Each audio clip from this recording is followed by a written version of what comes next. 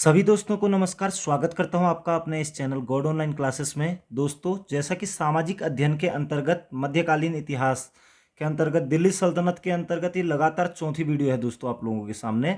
और आप लोग पिछली वीडियोस को काफ़ी गंभीरता के साथ देख रहे हैं और दिल्ली सल्तनत के ऊपर मैं लगभग ये चौथी वीडियो लेकर के आप लोगों के लिए लाया हूँ, जो कि आपको विभिन्न प्रकार की परीक्षाओं जैसे केंद्रीय शिक्षक पात्रता परीक्षा सीटेट, उत्तराखंड शिक्षक पात्रता परीक्षा यूटेट, इसके साथ रीट यूपी टेट एग्जाम के लिए भी लाभदायक होगी दोस्तों। साथ ही साथ आप स्टेट गवर्नमेंट की तैयारी कर रहे हो या सेंट्रल गवर्नमेंट की तैयारी कर रहे हो तो वहाँ भी यहाँ से रिलेटेड क्वेश्चन आप लोगों के सामने दिखेंगे। तो इसलिए ये बहुत ज़्यादा महत्वपूर्ण वीडियो होने वाली है दोस्तों। अगर आपने अभी तक चैनल को सब्सक्राइब नहीं किया है तो चैनल को जरूर सब्सक्राइब कर लीजिएगा और अपने दोस्तों के साथ भी शेयर कीजिएगा दोस्तों। तो बढ़ते हैं आज के पहले क्वेश्चन की ओर। पहला क्वेश्चन आ रहा है, चंगेज खान का मूल नाम था। आपको पता है दोस्तों, चंगेज खान जो था एक मंगोल आक्रमणकारी था। तो चंगेज खान का जो मूल नाम था वो क्या था? तो यहाँ पर ऑप्शन आ रहे हैं, खासुल खान, एसुगई, तेमुचिन, ओगंदी। तो याद रखेंगे दोस्तों, चंगेज खान जो एक मंगोलियन था उसका मूल नाम था तेमुचिन। तेमुचिन। और चंगेज खान जो अपने आप को खुद को कहता था दोस्तों, वो कहता था ईश्वर का अभिशाप मानता था वो अपने आप को। ये पिछली वीडियो में आप लोगों के सामने आ चुका है। तो चंगेज खान का मूल नाम था तेमुचिन। नेक्स्ट क्वेश्चन पे चलेंगे, दिल्ली के किस सुल्तान ने ब्राह्मणों पर भी जजिया लगाया था? तो जजिया एक धार्मिक कर था दोस्तों। तो दिल्ली के किस सुल्तान ने ब्राह्मणों पर भी जजिया कर लगाया था दिल्ली सल्तनत में? यहाँ पर ऑप्शन आ रहा, बलबन ने, फिरोज तुगलक ने, अलाउद्दीन खिलजी ने, मोहम्मद बिन तुगलक ने। तो याद रखिएगा दोस्तों, फिरोज तुगलक जो था, ठीक है, ये तुगलक वंश का एक प्रतापी शासक था जिसने कि ब्राह्मणों पर भी क्या लगा दिया था? जजिया कर लगा दिया था। पहले जजिया कर गैर ब्राह्मणों पर लगता था, लेकिन फिरोज तुगलक ने इस जजिया कर को लगा दिया था। बाद में मुगल काल होते होते अकबर ने इसे समाप्त कर दिया था, ब्राह्मणों पर से लगने वाला जजिया कर। और उसके बाद ये कह सकते हैं हम कि जो मुगल काल था उसमें औरंगजेब ने पुनः ब्राह्मणों पर जजिया कर लगा दिया था। तो यहाँ से क्वेश्चन बनते हैं दोस्तों, ठीक है, कि दिल्ली सल्तनत में किसने जजिया कर लगाया था ब्राह्मणों पर? तो आप याद रखेंगे, फिरोज तुगलक ने। नेक्स्ट क्वेश्चन पे चलेंगे दोस्तों, प्रसिद्ध यात्री इब्न बतूता के विषय में निम्नलिखित कथनों पर विचार कीजिएगा। ठीक है, पहला है कि वह मोरक्को का यात्री था। बिल्कुल सही है दोस्तों। 14वीं सदी में इस उपमहाद्वीप में यात्रा करते हुए उसने किताबुल हिंद में अपने अनुभवों का वृत्तांत दिया। देखिए दोस्तों, 14वीं शताब्दी में उसने उपमहाद्वीप में यात्रा तो की है हमारे देश की, लेकिन उसने किताबुल हिंद पुस्तक में अपना वृत्तांत नहीं, किताबुल हिंद जो लिखी है अल-बरूनी ने लिखी है दोस्तों, ठीक है। इसकी पुस्तक का नाम था रेहला। इब्न बतूता की पुस्तक का नाम था रेहला। ये मैं पिछली वीडियोस में भी बता चुका हूँ आप लोगों को। तो रेहला में उसने अपने अनुभवों का वृत्तांत दिया था। तो इसलिए ये ऑप्शन नंबर 2 गलत हो जाता है, ठीक है। तीसरा है कि वह चीन में दिल्ली के सुल्तान के दूत के रूप में भेजा गया था। तो बिल्कुल सही है दोस्तों, ये चीन गया हो यहाँ से दिल्ली सुल्तान यानी कि मोहम्मद बिन तुगलक का दूत बन करके, क्योंकि मोहम्मद बिन तुगलक के टाइम पर ही इब्न बतूता भारत आया था। तो इनमें से कौन सा कथन सही है? तो आप सीधा सीधा कह सकते हैं कि एक तो पहला कथन सही है और एक तीसरा कथन सही है। तो ऑप्शन नंबर बी यहाँ पर दिख रहा है, 1 और 3 दोस्तों। तो इस तरीके के क्वेश्चन आप लोगों के सामने आ जाते हैं, तो याद रखिएगा। तो इब्न बतूता मोरक्को का निवासी था, ठीक है, जो कि अफ्रीकन कंट्री है, ठीक है। और उसने रेहला पुस्तक लिखी थी, दिल्ली सल्तनत के बारे में उसने काफ़ी चर्चाएं की थी। मोहम्मद बिन तुगलक के टाइम पर वह भारत आया था दोस्तों। नेक्स्ट क्वेश्चन पे चलेंगे, रजिया बेगम को सत्ताच्युत करने में किसका हाथ था? यानी कि सत्ता से हटाने में किसका हाथ था? तो रजिया बेगम को, यहाँ पर ऑप्शन है तुर्कों का, अफगानों का, मंगोलों का या अरबों का। तो याद रखिएगा दोस्तों, जो रजिया बेगम के जो मतलब कुल परिवार के लोग थे, उन्होंने ही उनको क्या किया था? सत्ताच्युत करने में उनका हाथ था, ठीक है। और जो ये लोग थे ये तुर्क थे। तो रजिया बेगम को सत्ताच्युत करने में किसका हाथ था? तो आप कहेंगे तुर्कों का हाथ था दोस्तों, ठीक है। अपने भाइयों के ही द्वारा सत्ताच्युत करने का प्रयास किया गया था दोस्तों। रजिया सुल्तान की हत्या कर दी थी उसके भाइयों ने ही, ठीक है।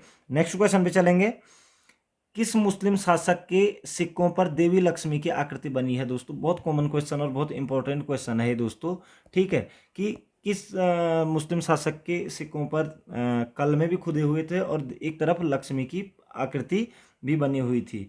तो यहाँ पर ऑप्शन है मोहम्मद गौरी, अलाउद्दीन खिलजी, अकबर या इनमें से कोई नहीं। तो याद रखेंगे दोस्तों मोहम्मद गौरी।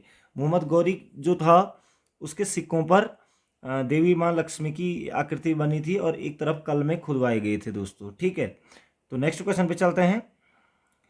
किसने भूमि नापने का पैमाना गंज ए सिकंदरी का प्रचलन किया? तो गंज ए सिकंदरी यानी कि गज ए सिकंदरी या फिर गंज ए सिकंदरी भूमि नापने का पैमाना प्रचलन किया किसने किया था? तो यहाँ पर ऑप्शन है सिकंदर लोदी, सिकंदर शाहसूर, सिकंदर महान, या इनमें से कोई नहीं। तो कंफ्यूज होने वाली कोई दिक्कत नहीं है दोस्तों। दिल्ली सल्तनत के अंतर्गत लोदी वंश के अंतर्गत सिकंदर लोदी ने एक भूमि मापने का पैमाना बनाया था जिसे गंज ए सिकंदरी कहा जाता है दोस्तों। ठीक है, तो याद रखेंगे सिकंदर लोदी जिसने कि 1504 ईस्वी में आगरा नगर की स्थापना भी की थी दोस्तों। ठीक है, इस पर मैं चर्चा कर चुका हूं। तो गंज ए सिकंदरी का प्रचलन किसने किया था? तो सिकंदर लोदी ने। और गंज ए सिकंदरी क्या था? एक भूमि मापने का पैमाना था दोस्तों। ठीक है, नेक्स्ट क्वेश्चन पे चलेंगे।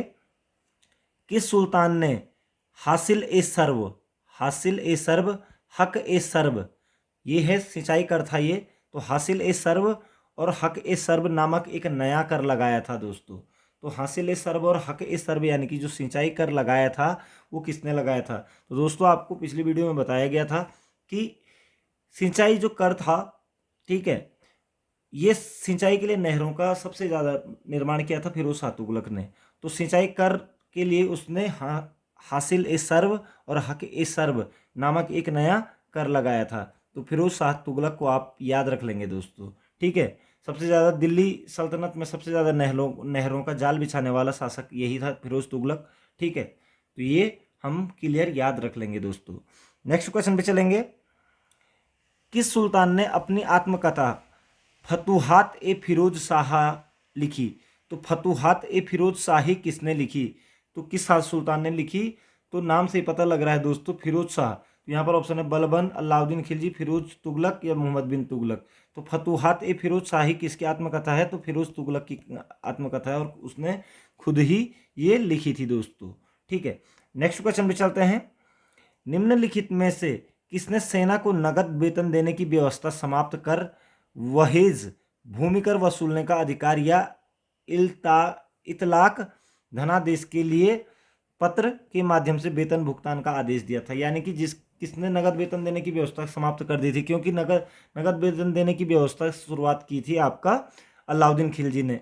ठीक है, उसके बाद किस शासक ने इसे समाप्त कर दिया था और भूमि कर वसूलने का अधिकार देकर अपने वेतन भुगतान का आदेश दिया था? तो यहाँ पर ऑप्शन है अलाउद्दीन खिलजी, बलबन, फिरोज शाह तुगलक या गयासुद्दीन तुगलक। तो याद रखेंगे दोस्तों, फिरोज तुगलक ने नगद वेतन देने की प्रथा को समाप्त कर दिया था और वेतन भुगतान के लिए भूमि कर वसूलने का अधिकार दिया था दोस्तों। तो फिरोज शाह तुगलक ने ये व्यवस्था समाप्त की थी। इंपॉर्टेंट क्वेश्चन है, याद रखिएगा दोस्तों। नेक्स्ट क्वेश्चन पे चलेंगे। किस सुल्तान ने 24 कष्टदायक करों के स्थान पर केवल 4 कर लगाए? तो 4 कष्टदायक 24 कर समाप्त कर 4 कर लगाए थे दोस्तों। वो कर थे आपके जजिया, जकात, खम्स और खराज। ठीक है, तो इस तरीके के 4 कर लगाए थे। तो 24 कष्टदायक करों के स्थान पर केवल 4 कर किस शासक ने लगाए थे? यहाँ पर ऑप्शन है गयासुद्दीन तुगलक, मोहम्मद बिन तुगलक, फिरोज शाह तुगलक या इनमें से कोई नहीं। तो याद रखेंगे दोस्तों, सिर्फ 4 कर लगाए थे फिरोज शाह तुगलक ने। ठीक है, खराज, खम्स, जजिया और जकात। खराज, खम्स, जजिया और जकात, इस तरीके से आप याद रखेंगे। ये 4 कर रहने दिए उसने, बाकी 24 कर उसने हटा दिए दोस्तों। ठीक है, तो फिरोज शाह तुगलक इन 4 करों के लिए भी जाने जाते हैं दोस्तों। नेक्स्ट क्वेश्चन पे चलते हैं। राजशेखर एवं जिन प्रभा सूरी जैसे विद्वानों को किस सुल्तान के राज्य के संरक्षण दिया? ठीक है, तो राजशेखर का नाम सुना होगा और जिन प्रभा सूरी विद्वानों को किस सुल्तान ने राज्य के संरक्षण प्रदान किया था? यानी कि राजशेखर किसके दरबारी थे या जिन प्रभा सूरी किसके दरबारी थे? तो यहाँ पर ऑप्शन है गयासुद्दीन तुगलक, अलाउद्दीन खिलजी, मोहम्मद बिन तुगलक, फिरोज तुगलक। याद रखिएगा दोस्तों, मोहम्मद बिन तुगलक जो कि सबसे ज़्यादा पढ़ा लिखा व्यक्ति था दिल्ली सल्तनत में। ठीक है, यद्यपि उसे विरोधाभासों का मिश्रण और पागल बादशाह के नाम से भी जाना जाता है। ठीक है, वो विद्वानों की कदर करता था, अतः उसने राजशेखर और जिन प्रभा सूरी जैसे विद्वानों को क्या दिया था? राज्य के संरक्षण प्रदान दिया था दोस्तों। तो राजशेखर किसके दरबारी थे? मोहम्मद बिन तुगलक के। जिन प्रभा सूरी किसके दरबारी थे? तो आप कहेंगे मोहम्मद बिन तुगलक के दोस्तों। तो इसे अपने माइंड में बैठा लेंगे आप दोस्तों। नेक्स्ट क्वेश्चन पे चलेंगे। सरा ए अदल निम्नलिखित में से किसका बाजार था?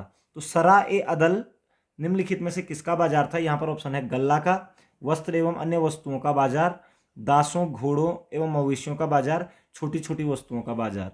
तो दरा ए अदल ये दिल्ली सल्तनत में एक बाजार हुआ करता था अलाउद्दीन खिलजी के टाइम पे, सरा ए अदल।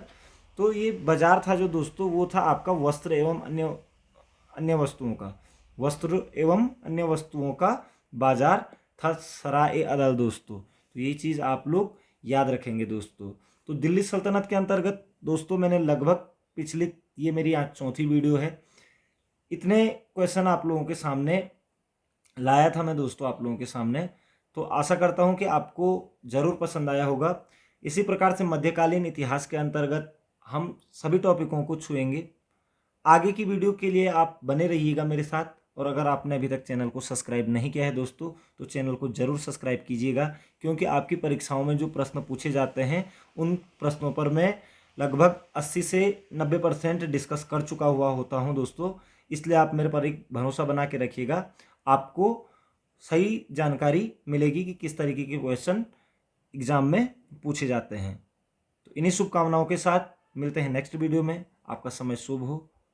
जय हिंद, जय भारत, जय उत्तराखंड।